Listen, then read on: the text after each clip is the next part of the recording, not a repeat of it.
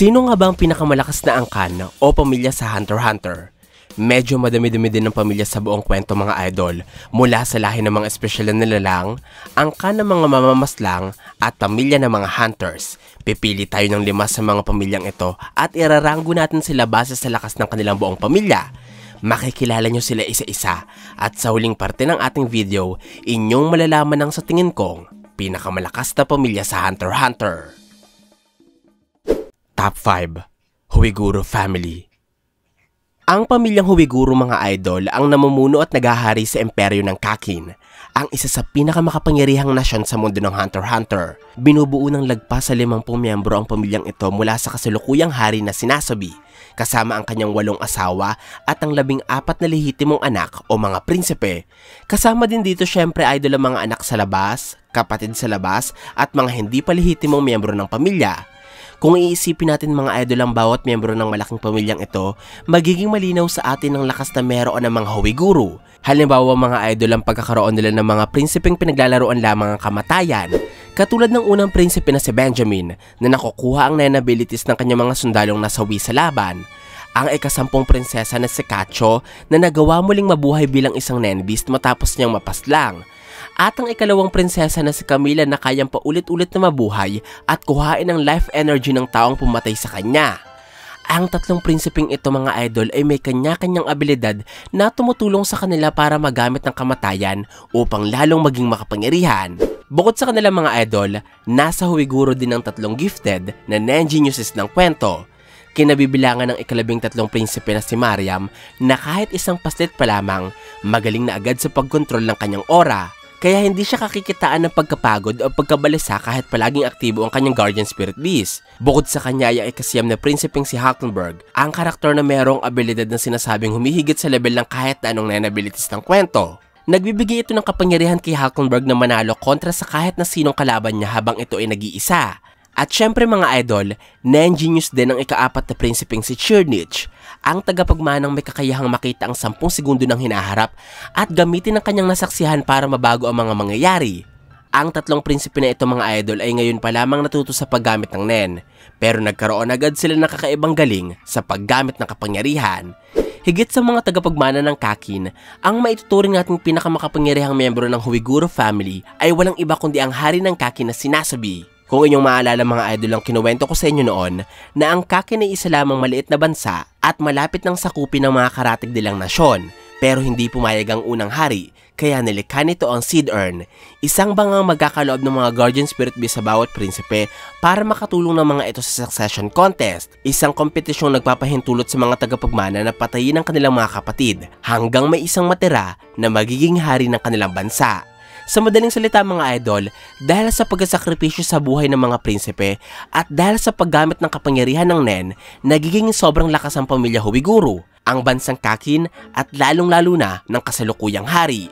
Hindi pa natin nakikita mga idol ang kayang gawin ng Nen o ang mga kakayahang meron si Nasobi, pero ang paghahari niya sa isang bansang meron mga sundalong nagtataglay ng iba't ibang abilidad, ang pagbubuklod niya sa mga organisasyong kagaya ng mafia na mayroong mga tao may kanya-kanyang kakayahan at ang pamumuno ni Haring Nasobi sa isang pamilya na pinoprotektahan ng mga halimaw na likha ng Nen ay sapat ng ebidensya para mapasama ang mga Huiguro sa 5 pinakamalakas na angkan ng Hunter x Hunter. Top 4. Chimera Ants. Ang Chimera Ants ay ang pinakakakaibang lahi sa ating listahan mga idol, sapagkat ang mga nilalang na ito ay hindi talaga nagmula sa mundong ginagalawan ng mga karakter ng istorya. Bagkus, galing sila sa Dark Continent. Ang lahi ng mga Chimera Ants ay nagsisimula sa Chimera Ant Queen na nagpapadami sa pamamagitan ng proseso ng phagogenesis. Kapag kumakain ng reyna ng ibang mga hayop o nilalang, nagbubuntis ito at nanganganak ng isang Chimera Ant na nagtatagli ng mga katangiang meron ng kanyang kinain.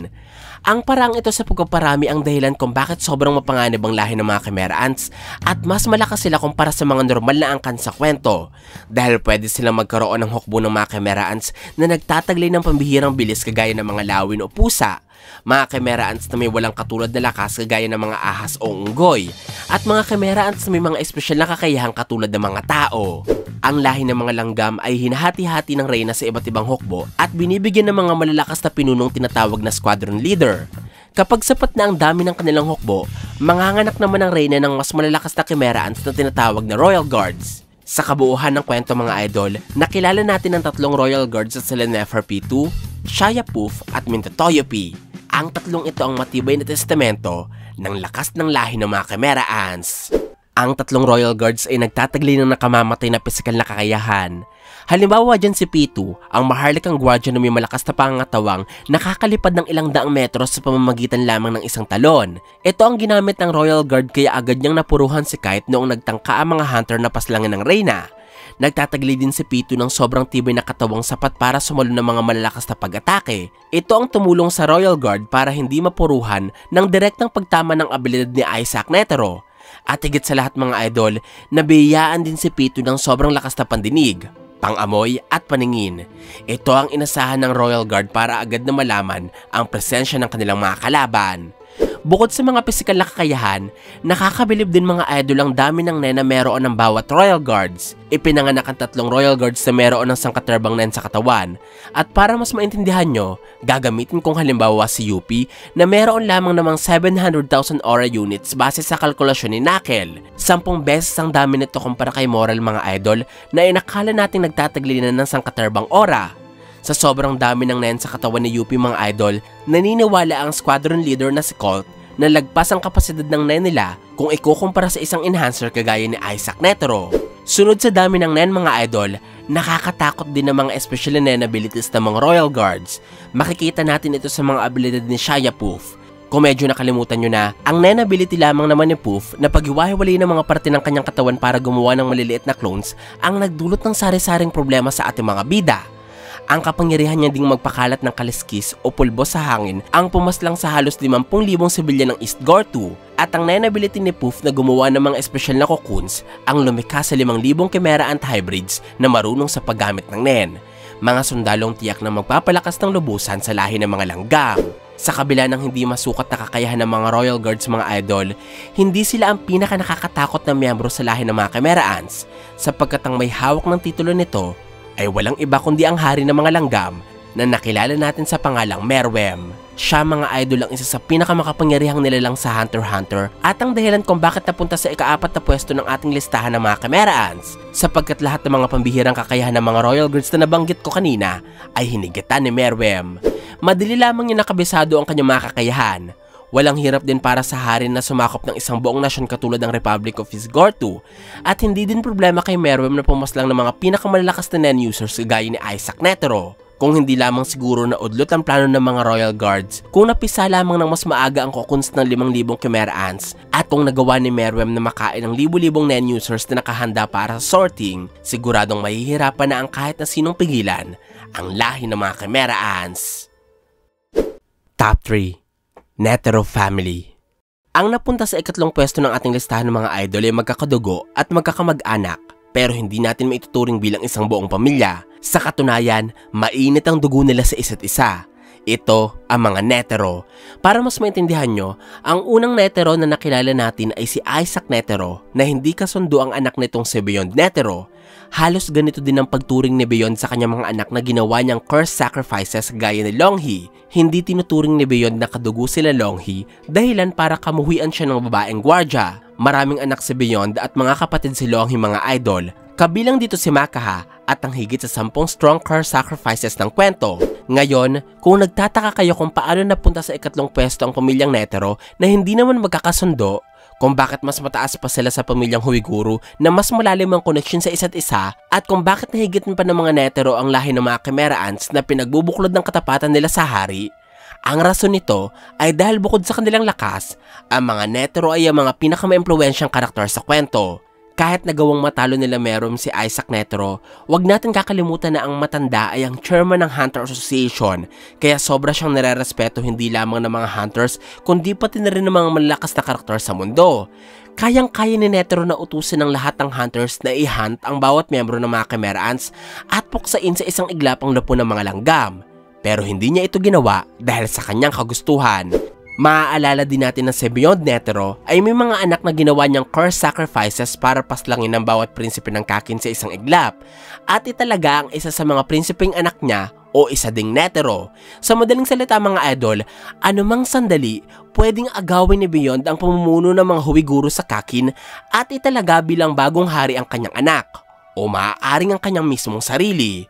At wag din natin kakalimutan mga idol na si Isaac Netero at Beyond Netero ay ang dalawa sa iilang karakter na nagtagumpay sa pagsuyod ng Dark Continent at nakabalik ng buhay sa ligtas na mundo nang wala man lang kahit na anong makikitang pinsala. Ang Dark Continent mga idol ay ang lugar na hindi pa nararating ng mga Huwiguro.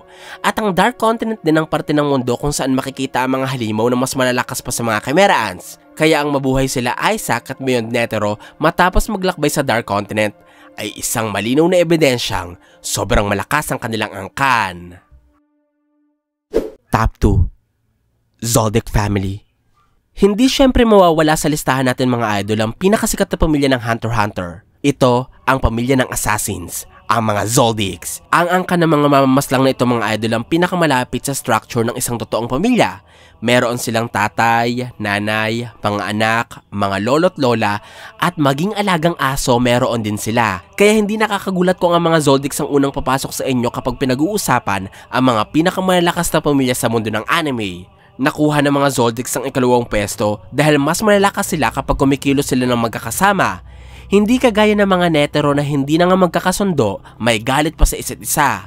Mas malakas din ang mga Zoldicks dahil layunin nilang protektahan ng bawat isa at inuuna ang kapakanan ng kanilang buong angkan. Hindi katulad ng mga Chimera Ants na nakatuon lamang ang proteksyon sa kanilang hari.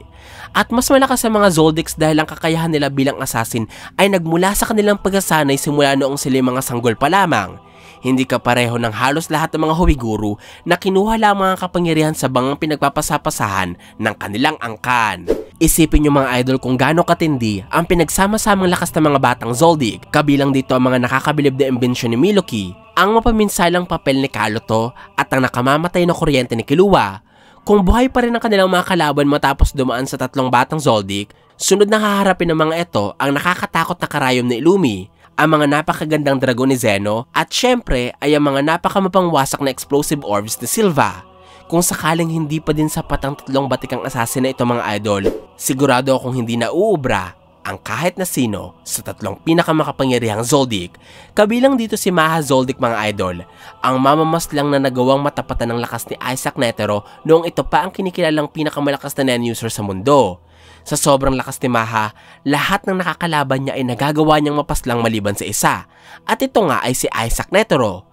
Sunod kay Maha mga idol ay si Zig Zoldyck, ang miyembro ng pamilya na nakapunta sa Dark Continent. Siguradong napili ni Isaac Netero si Zig na makasama sa paglalakbay niya sa Dark Continent dahil siguradong alam niya na malakas ang assassin at meron itong kakayahang magagamit nila sa Dark Continent. At syempre mga idol, hindi pwedeng mawala ang pinakamakapangyarihang Zoldyck. Ito ay si Alloka, ang batang nakikihati ng katawan kay Nanika, isang nilalang na kabilang sa 5 threats ng Dark Continent.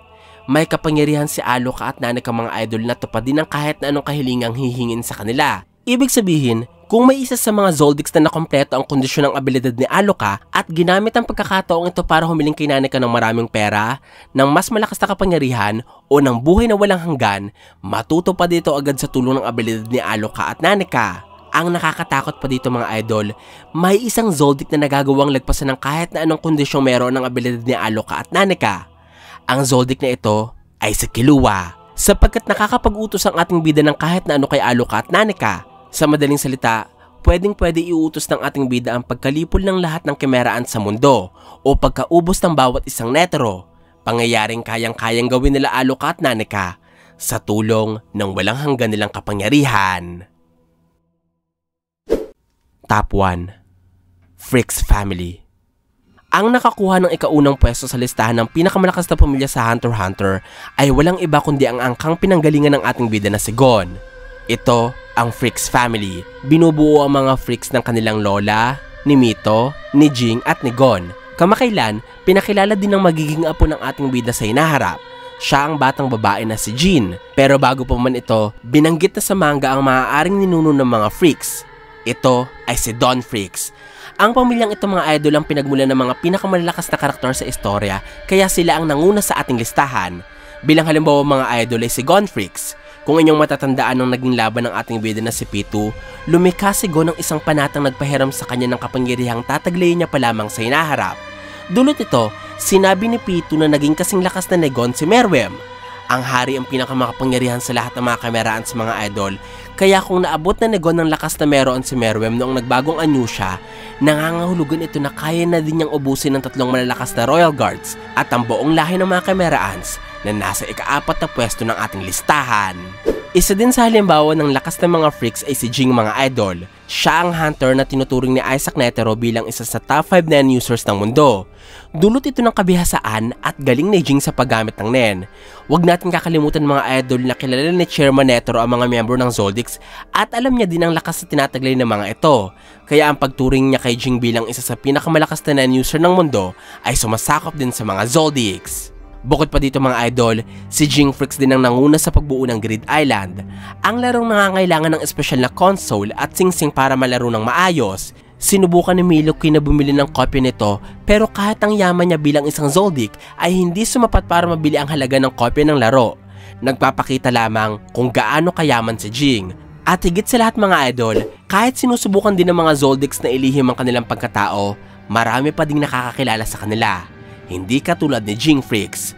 Kung inyong maaalala, sinubukan nila Kurapika na maghanap ng impormasyon ukol kay Jing pero wala silang nakitang kahit ano tungkol dito dahil restricted ang pagkakakilanlan ng hunter. Sinasabi na ang may mga ganitong level ng proteksyon ay ang mga kasing yaman at kasing kapangyarihan ng mga presidente at mga pinuno ng bansa. Nagpapakita ito mga idol na pagdating sa impluwensya at kapangyarihan, mas nangunguna si Jing kaysa sa mga Zoldycks, ang pamilyang nasa ika-2 pwesto ng ating listahan. Bukod kay Jing at Gon mga idol, ang pinakahalimbawa talaga kung gaano kalakas ang mga freaks ay si Don. Siya lamang naman ang manlalakbay na nagawang malibot ang silangang bahagi ng Dark Continent at may dokumento ito sa kanyang journal na tinatawag na Journey to the New World. Ang mga impormasyong nilagay ni Don mga idol sa kanyang journal ang naging susi para malaman ng mga tao sa ligtas na mundo ang pagkakaroon ng Dark Continent at ito din ang tumulong sa iba pang manlalakbay upang makapunta sa Dark Continent. Kabilang sa mga nakinabang sa impormasyong meron ng Journey to the New World ay ang mga Netero. Nakapunta si Isaac Netero ng 2 beses sa Dark Continent, 1 beses naman kay Beyond, at babalik ulit siya kasama ang kanyang grupo para sa ika-2 beses. Sa madaling salita mga idol, kung hindi dahil sa mga freaks, lalong magiging mahirap para sa kahit na sino makapunta sa Dark Continent kahit pa sila ay mga Netero, ang pamilyang nasa ika-3 pwesto ng ating listahan. Higit sa lahat mga idol, kung pagtatapat-tapatin natin ng mga pinakamalakas o pinakamakapangyarihang miyembro ng bawat pamilya kontra kay Don, malalaman na agad natin kung sino ang may pinakamalakas na angkan.